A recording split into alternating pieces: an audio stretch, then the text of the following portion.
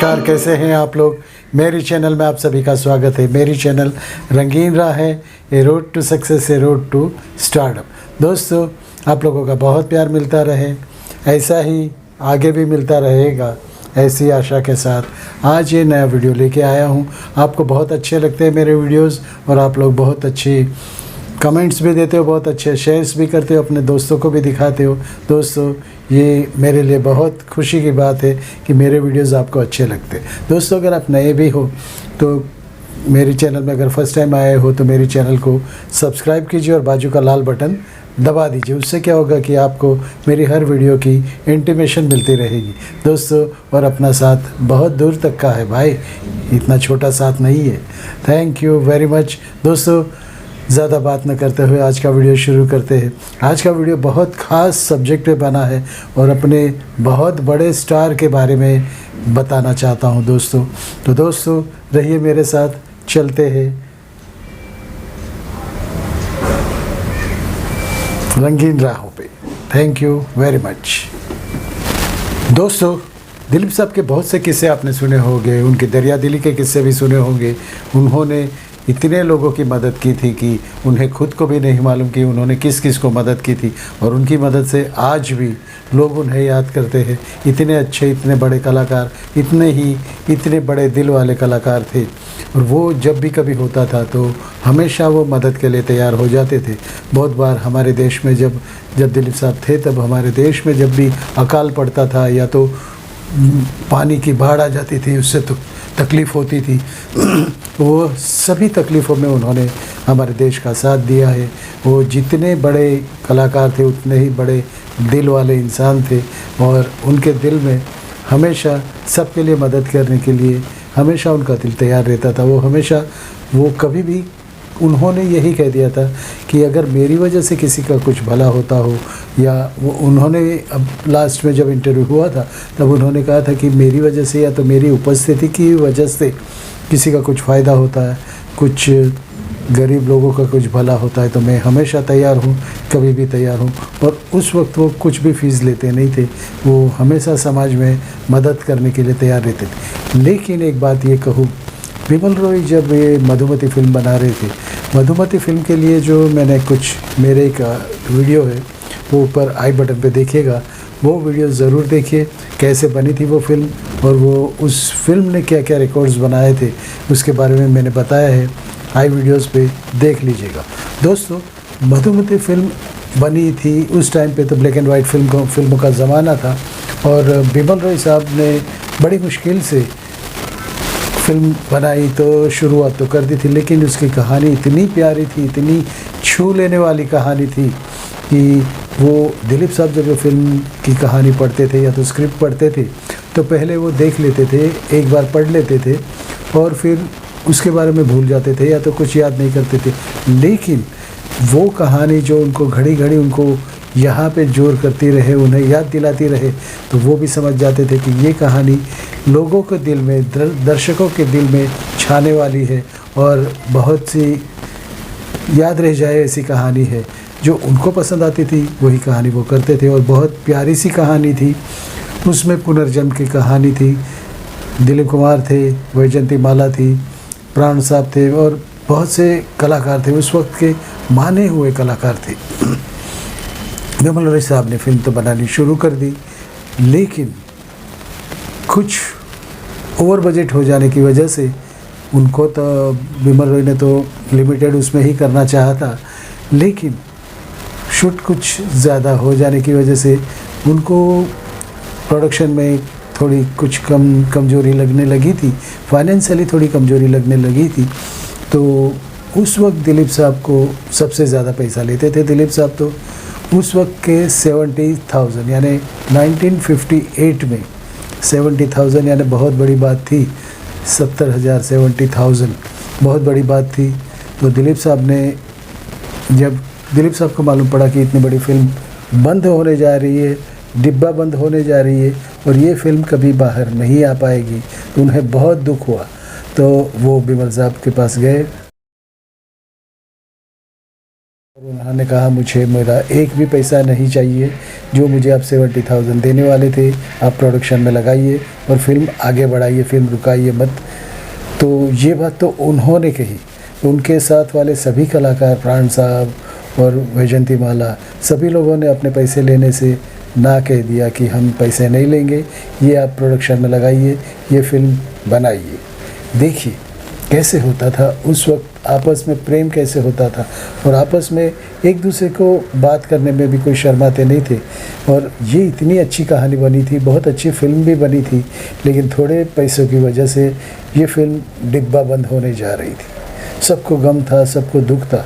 तो दिलीप साहब ने कहा कि एक काम कीजिए, मैं तो अपना पैसा लूँगा नहीं, वैजयंती माला भी नहीं लेगी, प्राण साहब भी नहीं लेंगे। देखिए कितने बड़े दिल वाले थे। उस वक्त के कलाकार जो थे वो फिल्म को अपना ही समझते थे। नहीं तो आजकल जो भी होता है कि एक पैसा भी अगर कम मिले, 10 रुपया भी कम मिले तो कलाकार लोग फिल्म छोड़ देते हैं। वो चलो वो तो ज़माने की बात है। उस ज़माने में जैसे वो लोग सब काम करते थे तो मिल के करते थे, एक फैमिली के जैसे करते थे। तो दिलीप साहब का ये पैसे छोड़ देना, 70,000 नहीं लूँगा करके जो उन्होंने बात रखी, तो सभी कलाकारों को बोले बिना सभी लोगों ने अपना मेहनताना जो भी था वो किसी ने लिया नहीं। सब लोग ने कहा कि आप फिल्म बनाइए, फिल्म चलेगी, उसके बाद चाहो तो आप दे देना हमें पैसे, चाहो तो दे दो। बहुत बड़ी बात है।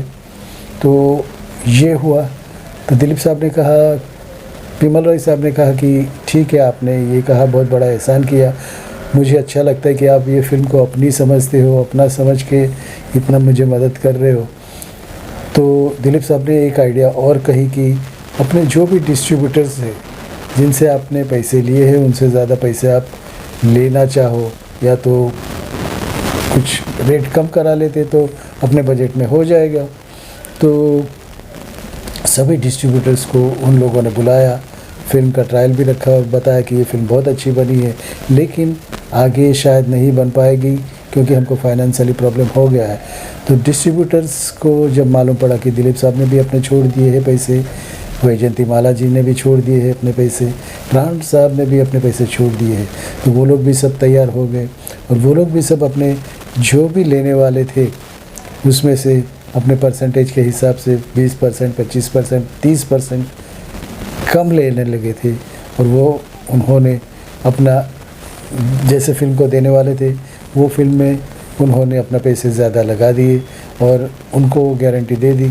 और ये फिल्म जो डिब्बा बंद होने जा रही थी, इतनी प्यारी सी फिल्म, एक मास्टरपीस, उस ज़माने का मास्टरपीस, इतने प्यारे से गीत, 11 गाने थे इस फिल्म के।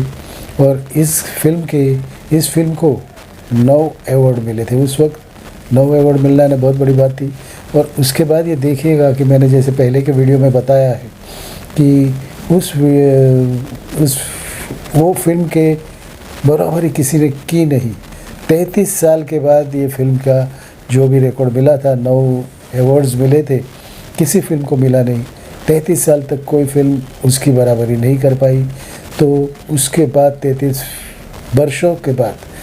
वर्षों के बाद DDLJ ने ये अवार्ड्स जीते हैं, रिकॉर्ड्स बनाया है। DDLJ को यानी दिल वाले दुल्हनिया ले जाएंगे को 11 अवार्ड्स मिले थे, म्यूज़िक के लिए, एक्टिंग के लिए, फ़ोटोग्राफी के लिए, सिनेफोटोग्राफी के लिए, डांस के लिए, सब उसमें अवार्ड्स मिले थे।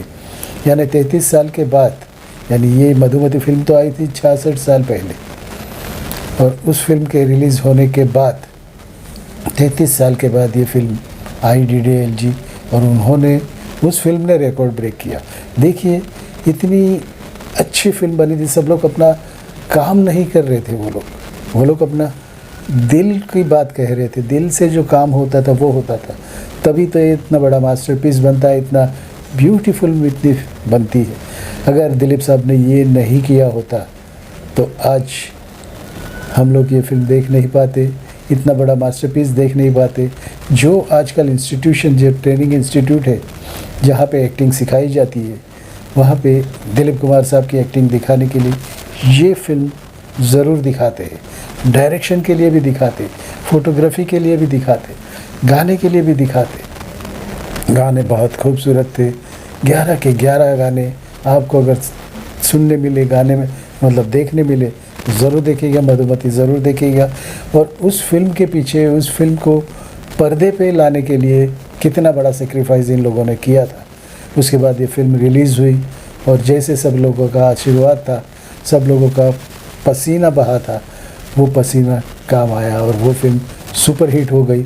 उसके बाद बिमल रोय साहब ने सबको अपनी तरफ से जो भी देना था, मेहनताना, वो दिया और ऊपर से भी बोनस दिया था उन्होंने।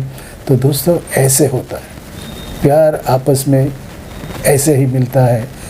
अगर जो चीज़ को आप अपना बना लो, जैसे एक फिल्म में था, जिसे आप दिल से चाहो उसके आपसे मिलाने के लिए कायनात भी एक साथ हो जाती है। तो दोस्तों ऐसा ही होता है। भगवान ने भी देखा कि लोग कितनी मेहनत कर रहे हैं तो इससे सक्सेस मिलनी ही चाहिए और 33 साल तक रिकॉर्ड बना रहा। दोस्तों यही कुछ कहानी थी। दिलीप साहब दिल के बड़े थे, एक्टर बड़े थे, एक्टिंग बहुत अच्छी करते थे, लेकिन दिल भी उनका कितना अच्छा था। उन्हें ये नहीं था कि ये प्रोड्यूसर है, मेरा काम है पैसा लेना और काम करना, वो बात नहीं थी। वो अपनी चीज़ समझते थे, अपने दिल से काम करते थे। तो दोस्तों ये थे, इसीलिए तो दिलीप कुमार को महान कहा जाता है, आज भी लोग याद करते हैं। इंडस्ट्री, बॉलीवुड इंडस्ट्रीज़ के शहंशाह कहलाते हैं और यूनिवर्सिटी ऑफ एक्टिंग दिलीप साहब। दिलीप साहब आप हमारे लिए प्रेरणादायी रहोगे। यही कुछ बातें थी, दिल को छूने वाली बात थी।